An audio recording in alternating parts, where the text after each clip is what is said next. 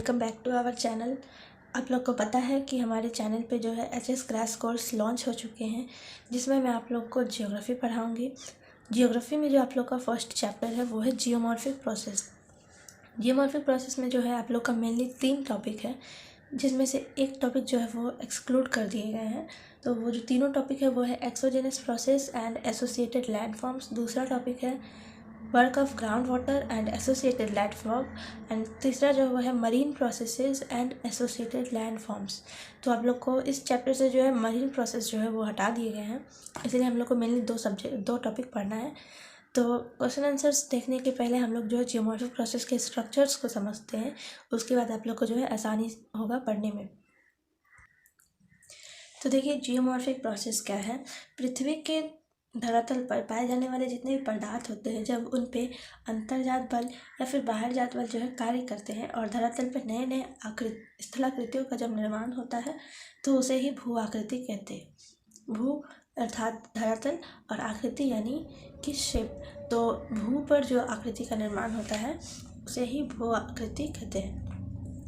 भू आकृति जो है अब वो 2 भागों में बटी हुई है, पहला इंडोजेनिक और दूसरा एक्सोजेनिक। और यही दोनों प्रोसेस से जो है जियोमॉर्फिक प्रोसेस का निर्माण होता है। जियोमॉर्फिक प्रोसेस जो है चलती है और इसमें नए नए स्थलाकृति का निर्माण होता है। तो हम लोग देखते हैं इंडोजेनिक प्रोसेस क्या है। इंडोजेनिक प्रोसेस ये वो प्रक्रियाएं हैं जो भूपृष्ठ के आंतरिक भाग में उत्पन्न होती है, और इसी प्रक्रियाओं के फलस्वरूप जो है पर्वत, पठार, मैदान इत्यादि का निर्माण भी होता है। इनमें ही जो है ज्वालामुखी फटते हैं और भूकंप भी आते हैं। ये सभी जो है इंडोजेनिक प्रोसेस है। अब है एक्सोजेनस प्रोसेस। एक्सोजेनस प्रोसेस क्या है। पृथ्वी के धरातल पर कार्य करती है। ये पृथ्वी के धरातल के ऊपर कार्य करती है, जिसे वेदरिंग, इरोशन, डिपोजिशन, ट्रांसपोर्टेशन इत्यादि प्रकार के बहुत सारे कार्य संपन्न होते हैं। जैसे कि वेदरिंग जो है वो जब चट्टानें अपने ही स्थान पर टूट फूट की क्रिया करती है तो वो हो गया वेदरिंग। और ये 3 प्रकार से संपन्न होती है, फिजिकल, केमिकल और बायोलॉजिकल। ये तीनों के तहत जो है वेदरिंग कंप्लीट होती है। फिर है इरोशन जो है जब वेदरिंग के फलस्वरूप जब चट्टान जो है टूट फूट की क्रिया करके जो चट्टानों का जो अंश नीचे गिराती है, उसी को बहाने का काम जो है वो इरोशन करती है। उसे ही ट्रांसपोर्टेशन या इरोशन कहते हैं, जो कि running water, ground water, glaciers, wave and cut currents and winds के द्वारा जो है ये पूर्ण की जाती है। दूसरा है डिपोजिशन जो है वो भी ये आखिरी स्टेज होता है। डिपोजिशन में क्या होता है, पदार्थों का जो है निक्षेप होता है। ये भी जो है running water, ground water, glaciers and wave and current and winds के थ्रू जो है ये भी पूर्ण की जाती है। अब हम लोग देखते हैं इंडोजेनिक प्रोसेस में 2 प्रकार के फोर्स आते हैं या बल आते हैं। पहला जो है वो है डियास्ट्रोपिक फोर्स, दूसरा है सडन इंडोजेनिक फोर्स। डियास्ट्रोपिक फोर्स क्या है, ये जो है धरातल पे होने वाली प्रक्रियाएं हैं, जिसमें कि धरातल जो है वो धरातल में विक्षोभ उत्पन्न होते हैं तथा स्थान भ्रंश होते हैं, और ये जो है बहुत ही धीमी गति से चलने वाली प्रक्रियाएं हैं। इसमें धरातल जो है बहुत ही नीचे धीमी गति से ऊपर उठता है और नीचे धंसता है। फिर जो है दूसरा वो है sudden endogenic force. Sudden endogenic force जो है वो अचानक होने वाली, आकस्मिक होने वाली प्रक्रिया है, जिसमें वोल्केनिज्म, अर्थक्वेक्स इत्यादि सम्मिलित है। ये दोनों जब भी होते हैं ये अचानक ही होते हैं, इसीलिए ये सडन इंडोजेनिक फोर्स है। फिर है डियास्ट्रोपिक फोर्स में हम देख सकते हैं 2 प्रकार के बल, जो कि है एपिरोजेनेटिक फोर्स और ओरोजेनेटिक फोर्स।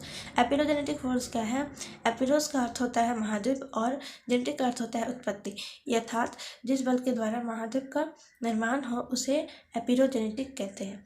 फिर है दूसरा ओरोजेनेटिक। ओरो का अर्थ होता है पर्वत और जेनेटिक का अर्थ होता है उत्पत्ति। तो जिस बल के द्वारा पर्वत का निर्माण हो उसे ओरोजेनेटिक फोर्स कहते हैं। अब एपिरोजेनेटिक फोर्स जो है वो 2 भागों में बटी हुई है, पहला अपवर्ड फोर्स जिसे इमर्जेंस कहते हैं और दूसरा डाउनवर्ड फोर्स जिसे सबमर्जेंस कहते हैं।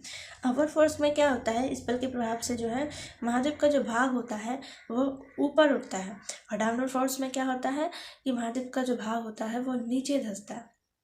फिर है ओरोजेनेटिक फोर्स, जो कि 2 भागों में डिवाइडेड है। पहला जो है वो टेंशन, दूसरा है कंप्रेशन। टेंशन क्या होता है, जब 2 प्रकार के बल एक दूसरे के विपरीत कार्य करते हैं तो वो टेंशन होता है। और कंप्रेशन में जब 2 प्रकार के बल एक दूसरे के आमने सामने कार्य करते हैं तो उसे कंप्रेशन कहते हैं। टेंशन के फलस्वरूप जो है फॉल्ट माउंटेन का निर्माण होता है, और कंप्रेशन के फलस्वरूप फोल्ड माउंटेन का निर्माण होता है। इस प्रकार जो है जियोमॉर्फिक प्रोसेस के हम लोग ने पूरे स्ट्रक्चर को समझा। और अब हम लोग क्वेश्चन आंसर्स को देखेंगे। उसमें आप लोग को डिटेल में सब कुछ जो है क्वेश्चन आंसर्स लिखे रहेंगे, जो आप लोग पढ़ सकते हैं। और उसका नोट्स आप लोग बनाइए और अपने कॉपी में रखिए, उसको याद करिए। अब देखिए जियोमॉर्फिक प्रोसेस यानी कि भू आकृतिक प्रक्रिया। तो जियोमॉर्फिक प्रोसेस क्या है देखते हैं। धरातल के पदार्थों पर अंतर्जनित व बाहर जनित बलों द्वारा भौतिक दबाव व रासायनिक क्रियाओं को के कारण भूतल में परिवर्तन करने की क्रिया को भू आकृतिक प्रक्रिया कहते हैं। यानी कि जो बाहरी और आंतरिक दबाव के कारण जो धरातल पर जो नए स्थलाकृति का निर्माण होता है उसे जियोमॉर्फिक प्रोसेस कहते हैं। जैसे कि एग्जाम्पल देखिए कि जिस जगह आज हिमालय पर्वत है वहाँ किसी समय अत्यंत विशालकाय तथित सागर थी, यानी कि प्लेट टेक्टोनिक प्रक्रिया के द्वारा जो है वहाँ पे आज हिमालय पर्वत का निर्माण हो चुका है। अब है धरातल पर स्थलाकृतियों के स्वरूप में परिवर्तन विभिन्न शक्तियों के कारण होता है, जो निम्न है। पहला है अंतर्जात प्रक्रिया इंडोजेनस प्रोसेस, और दूसरा है बाहरजात प्रक्रिया एक्सोजेनस प्रोसेस। तो अब देखते हैं इंडोजेनस प्रोसेस क्या है। ये वो प्रक्रिया है जो भूपृष्ठ के आंतरिक भागों में उत्पन्न होती है और भूतल पर विषमताओं का सृजन करती है। इन प्रक्रियाओं में पठार एवं मैदान इत्यादि का निर्माण होता है। ये हो गया इंडोजेनस प्रोसेस। दूसरा जो है आपका वो है एक्सोजेनस प्रोसेस। एक्सोजेनस प्रोसेस क्या है। ये वह प्रक्रियाएं हैं जो पृथ्वी के धरातल पर काम करती है, परिणाम स्वरूप नई स्थलाकृतियों का निर्माण होता है। इन प्रक्रियाओं के अंतर्गत अपक्षय व अपक्षरण, जिसे वेदरिंग कहते हैं, अपक्षरण, मास वेस्टिंग, अपर्दन यानी कि इरोशन, परिवहन यानी ट्रांसपोर्टेशन तथा निक्षेप डिपोजिशन इत्यादि आते हैं।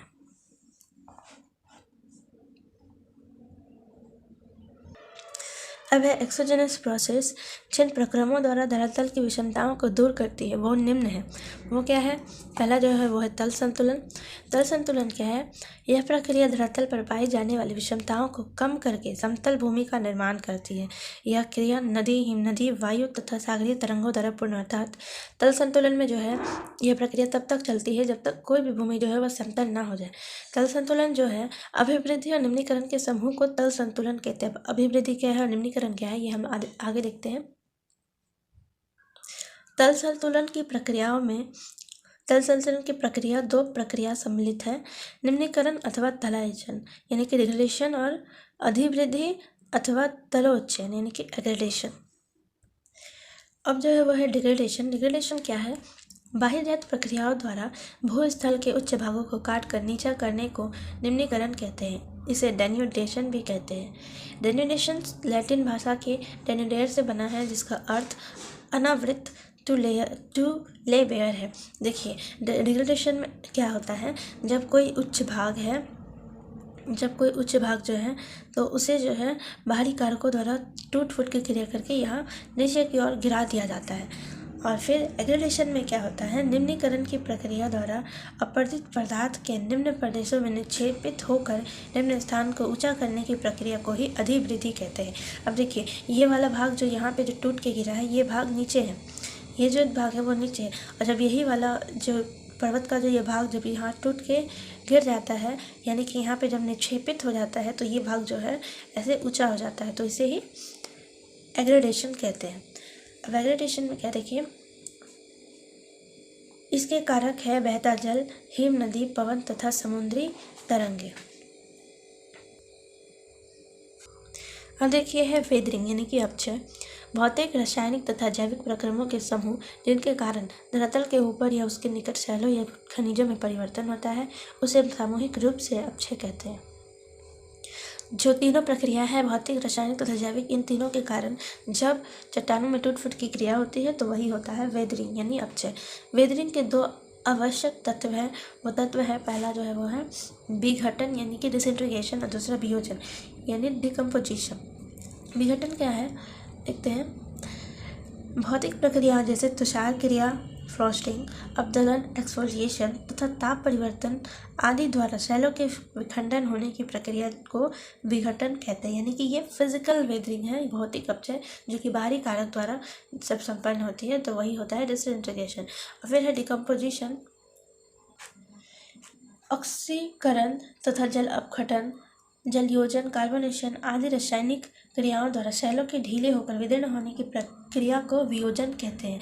ये जो है आप लोग का केमिकल वेदरिंग में कार्य करता है।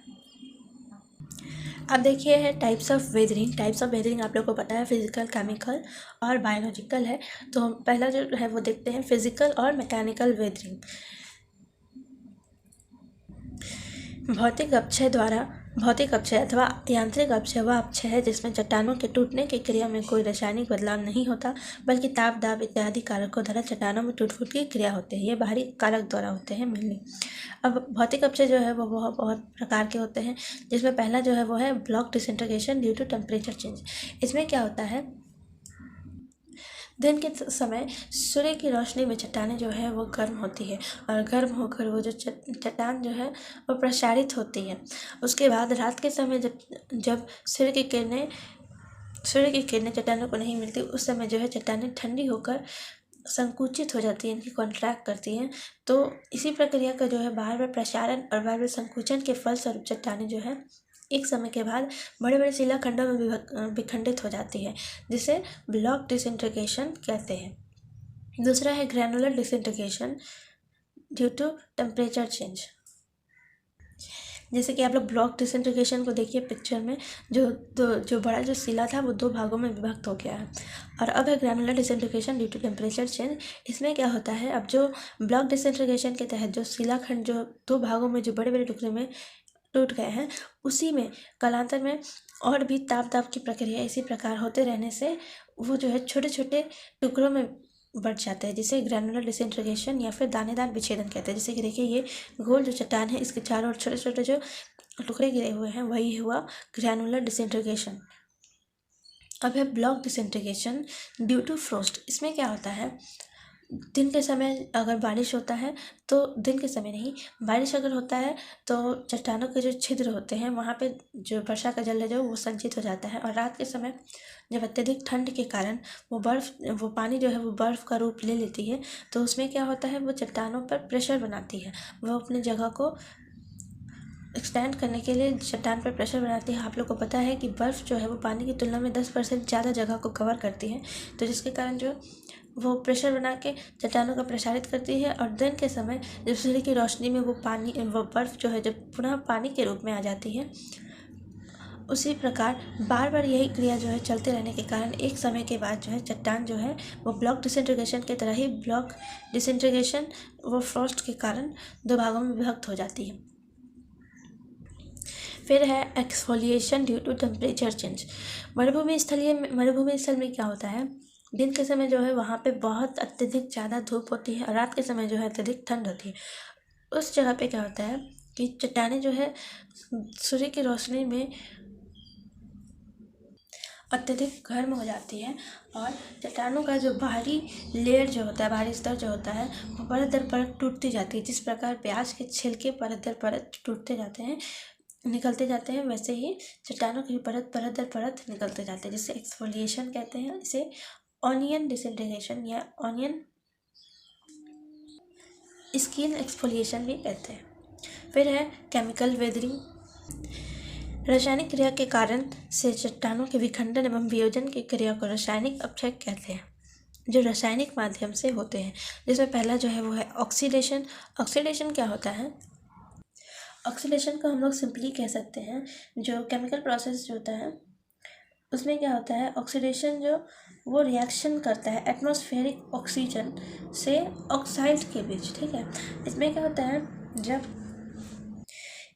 कार्बन ऑक्सीडेशन में क्या होता है, जब CO2 ऑक्सीजन मिश्रित जल जो है जब चट्टानों के मिनरल्स के साथ रिएक्शन करते हैं, उस समय क्या होता है, हाइड्रोक्साइड का निर्माण होता है, जिसको ऑक्सीडेशन कह सकते हैं। फिर है कार्बोनेशन। कार्बोनेशन में क्या होता है, ये क्या होता है, कार्बोनेशन जो है वो रिएक्शन है कार्बोनेट और बाइकार्बोनेट आयंस का मिनरल्स के साथ। जब ये दोनों रिएक्शन करते हैं तो चट्टानों के जो मिनरल्स होते हैं उसको सॉल्यूशन के तहत जो है बाहर निकाल देते हैं और चट्टानें जो है कमज़ोर होकर टूट जाती है। फिर है हाइड्रेशन। अब है हाइड्रेशन। हाइड्रेशन के भी प्रोसेस में क्या होता है, जब पानी जो है वो चट्टानों के मिनरल्स के साथ जो रिएक्शन करती है तो उसी के फलस्वरूप जो है चट्टानें कमज़ोर होकर टूट जाती है, जिसे हाइड्रेशन कहते हैं। अब है बायोटिक वेदरिंग। बायोटिक वेदरिंग क्या है, यह वह अक्षय है जिसमें मानव, वनस्पति व जीव जंतु आदि द्वारा चट्टानों का विखंडन होता है। इसमें 3 प्रकार के शामिल होते हैं प्रक्रिया। पहला फ्यूनल वेदरिंग। इसमें क्या होता है, जो जीव जंतु जो होते हैं जब वो अपने आवास स्थान के लिए चट्टानों में छिद्र करते हैं उस समय जो चट्टानें जो है कमज़ोर होकर टूट जाती है। दूसरा है फ्लोरल में क्या होता है कि कभी कभी आप लोगों ने देखा होगा कि दीवार पे जो है पौधा उगा रहता है, तो उसी प्रकार देखिए पिक्चर में जैसे है कि ये पेड़ होने के कारण जो है ये घर की दीवारें जो है टूटती जा रही है, तो इसी प्रकार चट्टानों में भी होती है। फिर है एंथ्रोपोजेनिक। एंथ्रोपोजेनिक में क्या होता है, जब मनुष्य जो है अपने लाभ के लिए या अपने आवास स्थान के लिए जब चट्टानों की काट फाट की क्रिया करते हैं तो वो होता है एंथ्रोपोजेनिक। अब है एजेंट्स ऑफ वेदरिंग। अब क्षयित चट्टानी पदार्थों को ढोने की क्षमता वाले किसी कारक को तल संतुलन का कारक कहा जाता है। इस प्रकार के अपरदन, परिवहन एवं निक्षेपण का कार्य करते हैं। नदी, वायु, हिमानी, समुद्री तरंगे, बहता जल आदि तल संतुलन के एजेंट्स होते हैं। तो इस प्रकार एक्सोजेनस प्रोसेस और एसोसिएटेड लैंडफॉर्म जो है वो कंप्लीट होते हैं। और अब जो है हम लोग ग्राउंड वाटर पढ़ेंगे।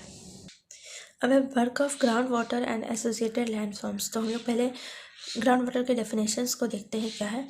पृथ्वी की ऊपरी सतह के नीचे भूपृष्ठीय चट्टानों के छिद्रों तथा दरारों में स्थित जल को भूमिगत जल की संज्ञा प्रदान की जाती है। यानी कि जो सीधे तौर पर चट्टानों के नीचे जो जल पाए जाते हैं उसे ही ग्राउंड वाटर कहते हैं। चूँकि यह जल ऊपरी सतह के नीचे मिलता है अतः इसे अधोतल जल, सब सरफेस वाटर भी कहते हैं, जैसे कि कुआं, जल स्रोत इत्यादि। अब है टाइप्स ऑफ ग्राउंड वाटर। इसमें क्या, ये मुख्यतः 4 प्रकार के होते हैं। पहला जो है उल्काजात जल यानी कि मेट्रोइक वाटर। वर्षा तथा पिघले हुए हिम से प्राप्त जल को उल्काजात जल कहते हैं। इसे आकाशीय जल भी कहते हैं। भूमिगत जल का प्रमुख स्रोत यही जल है। हम लोग को पता है कि जो एंटार्क्टिक और आर्टिक जो वहाँ से जो बर्फ़ वहाँ जो जमे रहते हैं वहीं से जो है बर्फ़ के पिघलने से जो है शुद्ध जल जो है मीठे पानी वो हम लोग के पीने योग्य हमारे पास आते हैं, तो वही हुआ उल्काजात जल। फिर दूसरा जो है वो है सहजात जल, कॉर्नेट वाटर। इसमें क्या होता है, धरातल पर बिछी हुई जलज या अवसादीय चट्टानों में जल का पर्याप्त अंश रहता है। पृथ्वी के आंतरिक हलचलों में नीचे दब जाने पर भारी दबाव से इनमें से जल निकलने लगता है, जिसे सहजात बल कहते हैं। चट्टानों में जो है पहले से जब जल की उपस्थिति होती है तो वही जो है सहजात बल होता है, वही सहजात जल होता है। अब तीसरा जो है वो है जुवेनियल जल, जुवेनियल वाटर। मैग्मा के बीच संचित जल और खनिज संपन्न जल जब ज्वालामुखी विस्फोट के समय बाहर आ जाता है तो उसे जुवेनियल जल कहते हैं। तो जो मैग्मा के साथ जो जल का जो अंश रहता है वही विस्फोट के समय जब बाहर आता है तो वही होता है जुवेनियल वाटर। अब क्या है, महासागरीय जल या ओसेनिक वाटर।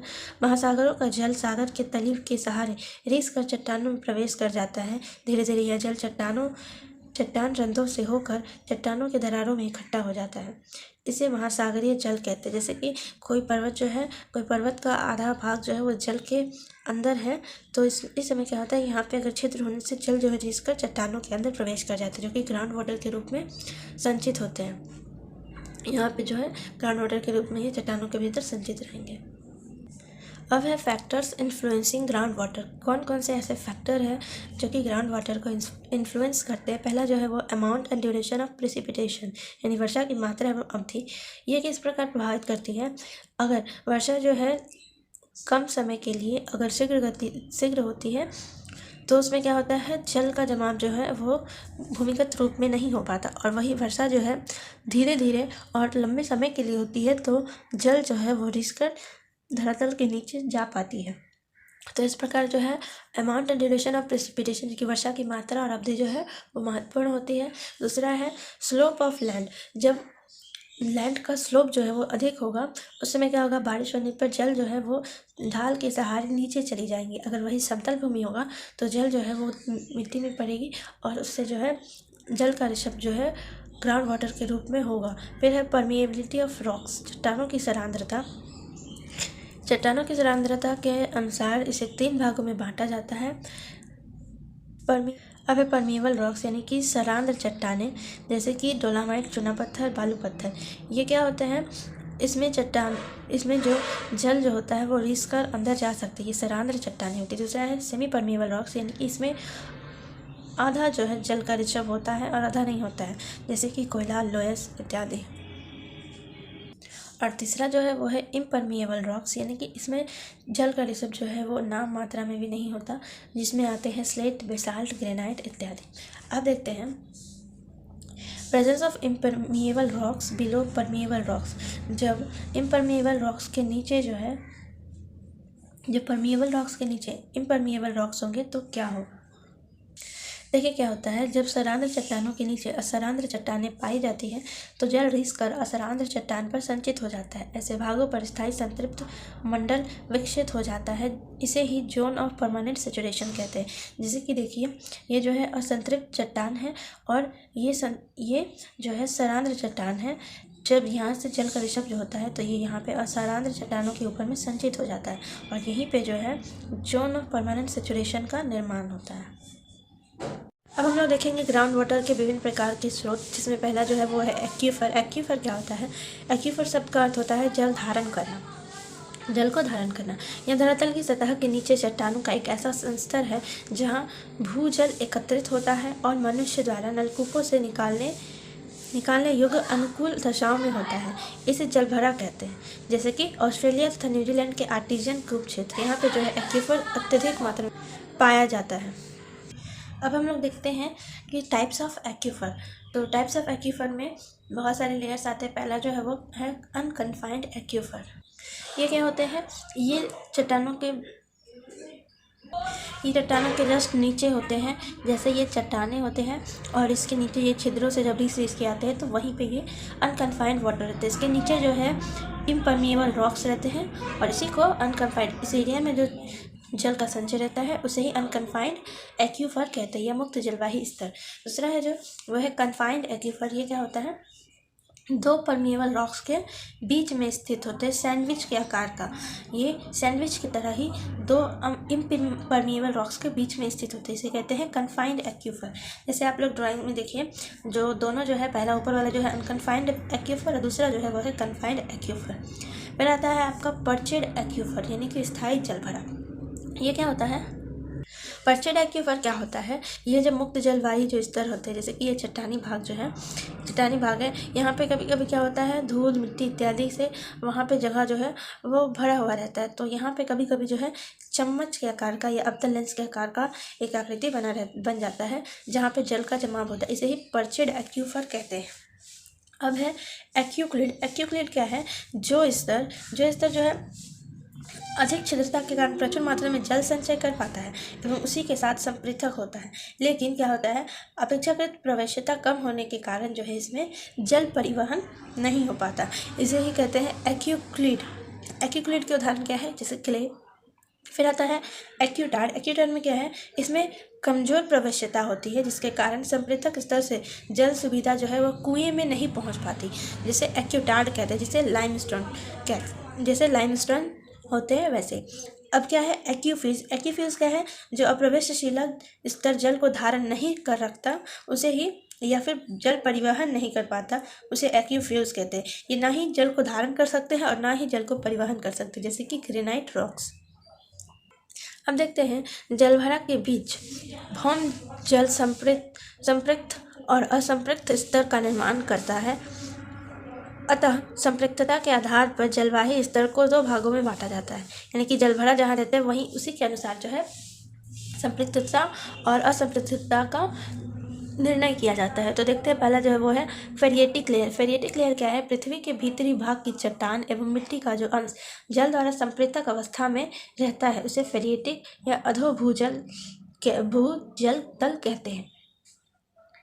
यानी सिंपली कहा जाए तो यहाँ पे जो है जल अधिक रहता है, यहाँ पे रिस कर जल का जो भाग होता है वो अधिक रहता है और लंबे समय तक रहता है, इसीलिए फेरिएटिक लेयर जिसे कहते हैं। फेरिएटिक लेयर के पीछे के भाग को भौम जल तल यानी ग्राउंड वाटर टेबल कहते हैं। उसके बाद है फेरिएटिक, एक ग्रीक शब्द है जिसका अर्थ होता है कृत्रिम कुआं।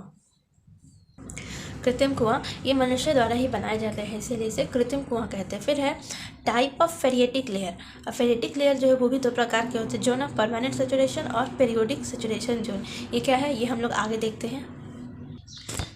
जोन ऑफ परमानेंट सेचुरेशन ये क्या है, स्थायी संपृथक स्तर।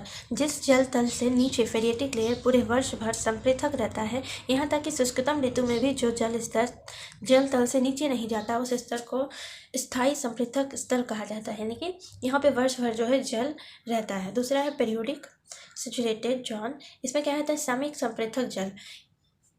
ये स्तर वर्षा काल में जल की मात्रा पृथ्वी में आने से भौम जल स्तर ऊपर उठ जाता है, किंतु शुष्क ऋतु में जल तल नीचे चला जाता है, उसे सामयिक संपृथक स्तर कहते हैं। यानी कि यहाँ वर्ष भर जल नहीं रहता, जब वर्षा होती है उसी समय जो है यहाँ पे जल का जमाव होता है।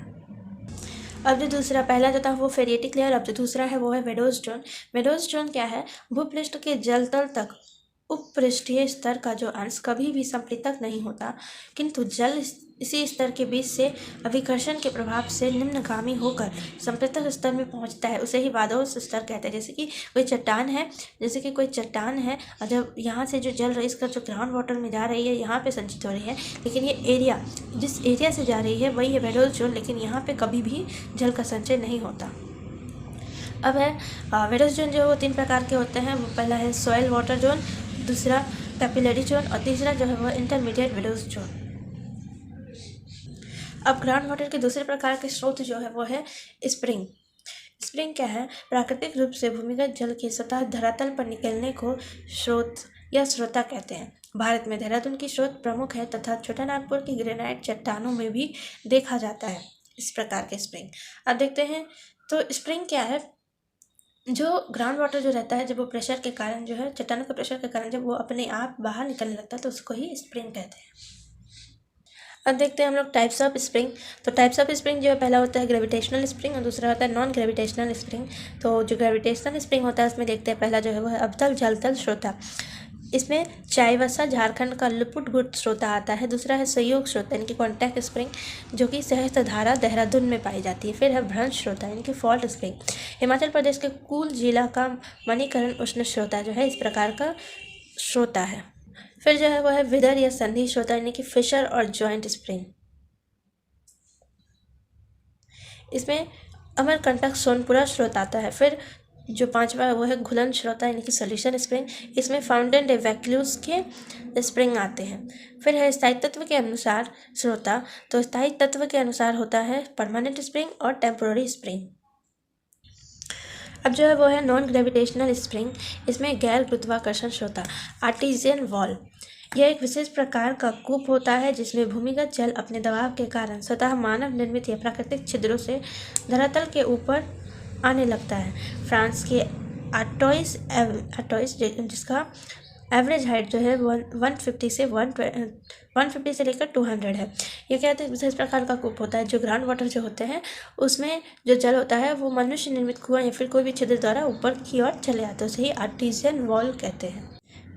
अब है आग्नेय श्रोता, पृथ्वी के भीतर के तप्त आग्नेय चट्टान के बीच से प्रभावित भूगर्भ जल प्रधान या शाखा मुख से अत्यंत गर्म अवस्था में बाहर आता है, इसे आग्नेय श्रोता कहते हैं। यानी कि जो स्प्रिंग जो है आग्नेय चट्टान के द्वारा बाहर आते हैं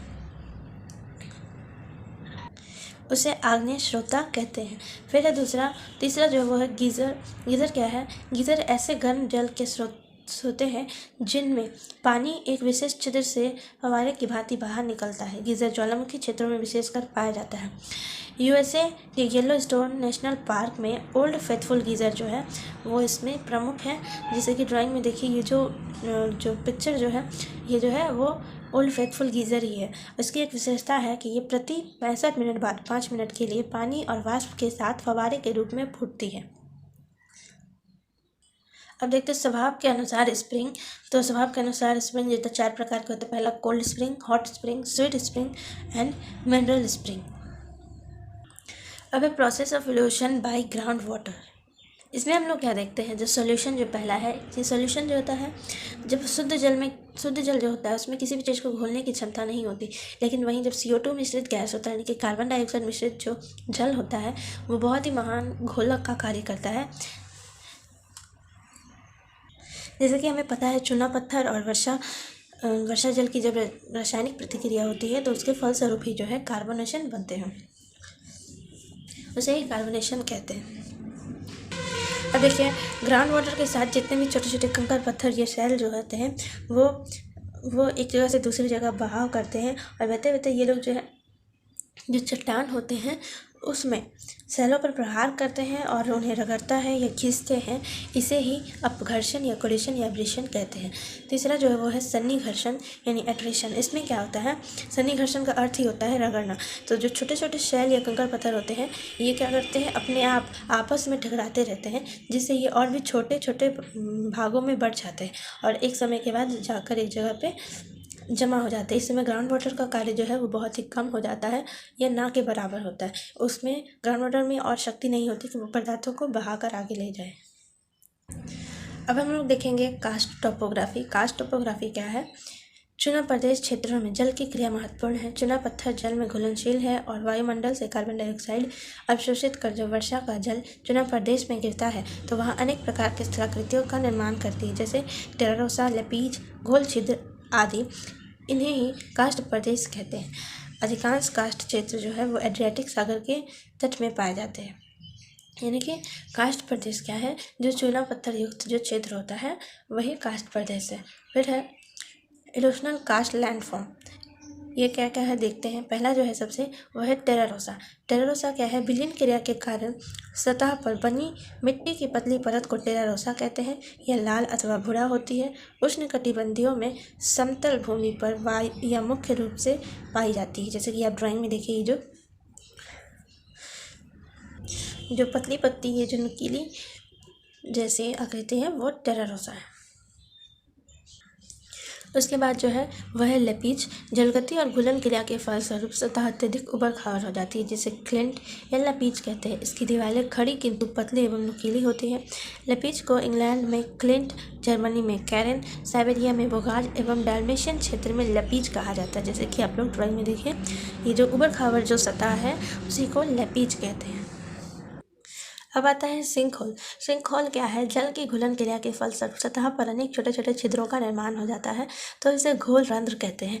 इसमें क्या होता है, जब CO2 मिश्रित जल जो है वो चट्टानों में प्रवेश करते हैं चट्टानों की संधियों के द्वारा, तो वहाँ पे घुलन क्रिया कर चट्टानों को कमज़ोर कर देते हैं। जैसे कि ड्राइंग में देखिए, ये जो छिद्र के माध्यम से जो गोल गोल जो जल जो है अंदर आए हैं वही घुलन क्रिया कर रहे हैं। उसके बाद है सैलो होल। सैलो होल क्या है, गहरे घोल रंध्रों को विलियन रंध्र कहते हैं। ये सिंक होल के बड़े आकृति से, यानी कि सिंक होल जब आगे विकसित हो जाता है तो सैलो होल का निर्माण होता है। जैसे कि देखिए, ये तीनों तरफ से पानी जो है आके एक साथ मिल रहा है और ये सैलो होल का निर्माण कर रहा है। उसके बाद है डोलाइन। डोलाइन क्या है, विस्तृत आकार वाले घोल रंध्र या विलियन छिद्रों का आकार बड़ा होकर आपस में मिलने पर उन्हें डोलाइन कहते हैं। जब प्राय ये कीप के आकार के उथले गर्त होते हैं। इसके निर्माण का मुख्य कारण विभेदक घुलनशीलता, डिफरेंशियल सॉल्युबिलिटी है। जैसे कि ड्राइंग में देखिए, इसमें क्या होता है, पहले सिंक होल बनता है। सिंक होल जब आकृति बड़ा होता है तब शैलो होल, और शैलो होल जब बड़ा हो जाता है तो वो डोलाइन का निर्माण करता है। अब देखिए है कोलैप्सिंग। कोलैप्सिंग क्या है, लपीज का ही जब आगे विकास होता है तो इनके मध्य की खाई अधिक चौड़ी हो जाती है। कालांतर में ऊपर की दीवारें ध्वस्त हो जाती है। इन्हें ही ध्वस्त रंध्र कहते हैं। यानी कि जो लपीज जो गड्ढे होते हैं वो कालांतर में उसकी दीवार ढह जाती है, जिससे कोलैप्सिंग का निर्माण होता है। जैसे कि पिक्चर में देखिए। उसके बाद है सैलो सॉल्यूशन पेन। छिछले घोल पात्र या आकृति छिछले व छोटे छोटे गड्ढों जैसी होती है। जहाँ कहीं चुना प्रदेश में वर्षा का जल ठहर जाता है वहाँ सतह पर घोल क्रिया से ऐसे छिछले गड्ढे पड़ जाते हैं। इसी का विस्तृत आकार डोलाइन है। अब है उसके बाद कास्ट लेक।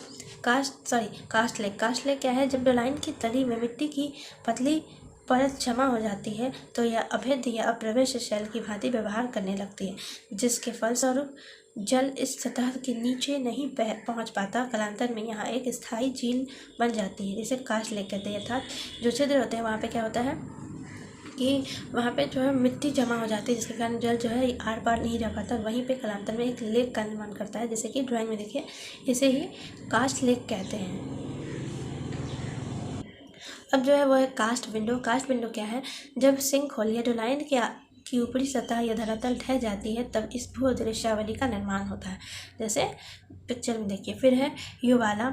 युवाला कई डोलाइनों से मिलकर बना विस्तृत आकार युवाला कहलाता है। इसका व्यास 1 किलोमीटर तक होता है। युवाला की तली समतल होती है। इसमें मृत्तिका का निक्षेप मिलता है। इसकी दीवारें खड़ी तथा आकार अंडे की तरह होती है। जैसे कि ये पिक्चर में देखिए, जो ये है युवाला। फिर दूसरा वहीं पे देखिएगा पोल्जे भी है। पोल्जे क्या है देखिए, युवाला से बड़े आकृति वाले गर्त को पोल्जे कहते हैं। इस प्रकार की आकृति युगलाश्वा एवं जमाका में बहुतायत में पाई जाती है। यूरोप का लेविनो पोल्जे जो कि 64 किलोमीटर लंबा एवं 11 किलोमीटर चौड़ा सबसे बड़ा पोल्जे है। उसके बाद हम लोग देखते हैं ड्राई एंड ब्लाइंड वैली। यह क्या होता है, नदियों का जल काष्ठ क्षेत्रों में विलयन रंध्रों से नीचे रिसने लगता है, जिसके फलस्वरूप आगे की घाटियाँ शुष्क एवं पीछे की घाटियाँ अंध घाटी कहलाती हैं। इसे ही ड्राई एंड ब्लाइंड वैली कहते हैं। उसके बाद जो आता है वो है कैवर्न। कैवर्न क्या है, ये भूमि के नीचे एक खोखली आकृति है जो विभिन्न आकार और विस्तार में पाई जाती है। इन्हें ही कंदरा या गुफा कहते हैं। इनका निर्माण विलयन एवं अपघर्षण की क्रिया के फलस्वरूप होता है। यह चुनाव प्रदेश में भी निर्मित सबसे महत्वपूर्ण स्थलाकृति है। जैसे कि देहरादून के रोवर गुफा, बिहार का त्रिधाम कंदरा एवं MP का कुतुम्बसर गुफा जो है इस प्रकार की गुफा के उदाहरण हैं। उसके बाद आते हैं पनूर। पनूर काष्ठ प्रदेश में बड़े कीपनुमा छिद्रों की निचली नली जैसी आकृति होती है। यह एक ऐसा गुफानुमा मार्ग है जो कि ऊपरी निकलने वाले छिद्रों को नीचे की गुफाओं से जोड़ता है। इसे पनूर कहते हैं, जैसे कि पिक्चर में देखिए। उसके बाद है नेचुरल ब्रिज। नेचुरल ब्रिज क्या है, अंधी घाटी छत का कुछ भाग टूटकर प्राकृतिक पुल का निर्माण करता है। यह धरातल पर बहने वाली नदी भूतल में समाहित हो जाए एवं पुनः धरातल पर प्रकट होने पर प्राकृतिक पुल का निर्माण होता है। इसे कहते हैं नेचुरल ब्रिज। अब है स्टीप हेड वैली। चूने के प्रदेश में अधिक घुलनशीलता के प्रभाव से जो छिद्र या गड्ढे बनते हैं उनके ढाल अधिक तीव्र होते हैं। ऐसे गड्ढे जब एक मार्ग के सहारे आपस में मिल जाते हैं तो खरे ढाल आकार की लंबी घाटी बन जाती है। इन्हें ही तीव्र ढाल वाली घाटियाँ कहते हैं। फिर है ह्यूम्स। ह्यूम्स क्या है, चूने प्रदेश की नीचे की परत पर राजकुंड बनने के पश्चात वहाँ पर पानी बहता है तो उसके साथ अघुलनशील एवं अन्य कठोर चट्टानों के रोड़े या पदार्थ टोलों की तरह एकत्रित हो जाते हैं। इन्हें ही चूर्णकूट के नाम से पुकारते हैं, जिसे ह्यूम्स कहते हैं। अब आता है आपका depositional features of ground water. तो इसमें क्या है देखते हैं, भूमिगत कंदराओं में अनेक विचित्र आकार वाली निक्षेपात्मक स्थलाकृतियाँ विकसित होती हैं। भूमिगत जल का वाष्पीकरण होने से उसमें मिश्रित कार्बन डाइऑक्साइड गैस पृथक होने लगती है तथा कैल्शियम कार्बोनेट के निक्षेप गुफा के छत पर एकत्रित होने लगते हैं। ये निक्षेप ट्रेवर्टाइन कहलाते हैं, यानी कि जो चूना जो होता है वो CO2 मिश्रित होता है, लेकिन जब CO2 जो होता है वो गैस बन के वाष्प बन के उड़ जाता है तब जो कंदरा होती है यानी कि गुफा जो होती है उसमें चूने के जमाव कैल्शियम कार्बोनेट के रूप में इस प्रकार से होते रहते हैं। जिसमें पहला जो है वह है स्टैलेक्टाइट। स्टैलेक्टाइट क्या है देखते हैं। स्टैलेक्टाइट भूमिगत जल के फलस्वरूप कंदराओं का निर्माण होता है। इन कंदराओं में जल के टपकने से कंदरा की छत के सहारे चूने का जमाव हो झूलता रहता है, जिसे अच्युताश्म कहते हैं। यह कैल्शियम कार्बोनेट का लटकता हुआ निक्षेप है जो पतले एवं लंबे होते हैं। ये कंदरा की छत की तरफ चौड़े और गुफा के धरातल की तरफ पतले होते हैं। जैसे कि आप लोग पिक्चर में देखिए, जब ये ऊपर से जो लटक रहा है तो ऊपर का भाग जो है वो चौड़ा है और नीचे की जो भाग है वो पतली है। इसे ही स्टैलेक्टाइट कहते हैं। अब दूसरा जो है वो है स्टैलेग्माइट। स्टैलेग्माइट क्या है, स्टैलेक्टाइट के विपरीत चूने का जमाव जब फर्श पर हो तो इसे निश्चुताश्म या उच्च शैल कहते हैं। ये स्टैलेक्टाइट की अपेक्षा छोटे पर अधिक मोटे होते हैं। कंदराओं की छत में भूमिगत जल का संतृप्त घोल नीचे टपकता रहता है, जिससे खनिज पदार्थ फर्श पर जमा होता रहता है और कालांतर में पाषाणीय स्तंभ बन जाते हैं। यानी कि अब ये देखिए पिक्चर में, जब ऊपर से स्टैलेक्टाइट का जो कैल्शियम कार्बोनेट है जब वो नीचे लटक के गिर रहा है उसके बाद वो नीचे में भी उसी प्रकार निक्षेप करता है। इसका निचला भाग जो है वो चौड़ा होता है और ऊपरी भाग जो होता है वो पतला होता है। अब है केप पिलर। केप पिलर क्या है? स्टैलेक्टाइट और स्टैलेग्माइट के मिल जाने से 15 स्तंभ का निर्माण होता है। इंग्लैंड के छेदार क्षेत्र में, यूगोस्लाविया के कास्ट प्रदेश में एवं भारत के खासिया पहाड़ियों में इस प्रकार के 15 स्तंभों का निर्माण हुआ है। यानी कि जब ऊपर से स्टैलेक्टाइट जब ऊपर से लटकते हैं और जब स्टैलेग्माइट नीचे से जमा होते हैं, उसके बीच में जो एक पिलर का काम करते हैं उसे ही केप पिलर कहते हैं, जैसे कि आप लोग पिक्चर में देखिए। अब जो लास्ट है वो है ड्रिप स्टोन। ड्रिप स्टोन क्या है? कास्ट गुफाओं में बराबर अधिक मात्रा में चूने के जमाव होते हैं। इन्हें पर्दे जैसा जमाव या ड्रिप स्टोन भी कहा जाता है। ऐसे जमाव केंटको के गुफाओं में अधिक पाए जाते हैं, जैसे कि आप लोग पिक्चर में देखिए, जो पर्दे की तरह जो आकृति है वही है ड्रिप स्टोन। अब देखिए, जो मेन आप लोग का एक और टॉपिक है वो है difference between stalactite and stalagmite. इसका डिफरेंस जो है ये एग्जाम में आते हैं, तो आप लोग इसको याद कर लीजिएगा, अच्छे से याद कीजिएगा। और अब जो है इम्पोर्टेंट जो है इसमें टॉपिक जो इम्पोर्टेंट है उसको हम बता देते हैं, एक बार रिवाइज करते हैं। तो जो पहला है वो जियोमॉर्फिक प्रोसेस के डेफिनेशंस को आप लोग याद कीजिएगा अच्छे से। उसके बाद टाइप्स ऑफ जियोमॉर्फिक प्रोसेस, यानी कि इंटरजेनिक और एक्सोजेनिक दोनों का डेफिनेशंस याद रहना चाहिए आप लोग को। उसके बाद मेन जो है वो ग्रेडेशन है। ग्रेडेशन में फिर आप लोग का डिग्रेडेशन और एग्रेडेशन, ये सब मेन है। फिर आप लोग का जो है वो वेदरिंग में आप लोग को इसका डेफिनेशंस याद रहना चाहिए। उसके बाद फिर जो है वो फिजिकल और केमिकल और बायोलॉजिकल वेदरिंग, ये पूरा याद रहना चाहिए। फिर एजेंट्स ऑफ वेदरिंग। उसके बाद ग्राउंड वाटर डेफिनेशन याद रखिएगा और टाइप्स ऑफ ग्राउंड वाटर ये थोड़ा सा याद रखिएगा। उसके बाद आप लोग का जो है वो एक्यूफर मेन है, थोड़ा इसको भी ध्यान में रखिएगा आप लोग, एक्यूफर को ध्यान में रखिएगा।